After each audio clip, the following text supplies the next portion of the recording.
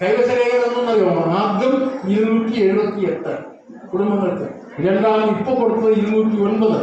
ഇനി ആകെ 167 കുടുംബങ്ങൾക്കാണ് കൈവശരേഖ തരാനുള്ളത്. ബാക്കി എല്ലാവർക്കും തന്നു. ഈ 167 അതിന്റെ പ്രോസസ്സിംഗ് നടക്കുകയാണ്. അവർ കൊടുത്താൽ എല്ലാ ഭൂമിയുടെ ഉടമകളാവുകയാണ്. നിങ്ങൾ ഭൂമിയുടെ ഉടമകളാവുകയാണ്. എല്ലാവർക്കും ഭൂരേഖ തരികയാണ്.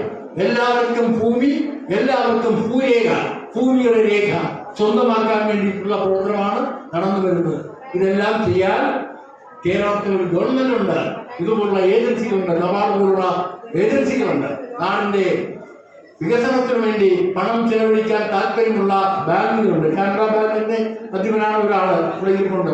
എത്ര കോടി വേണമെടുത്ത് എത്ര കോടി വേണം തിരിച്ചടച്ചോളം എത്ര കോടി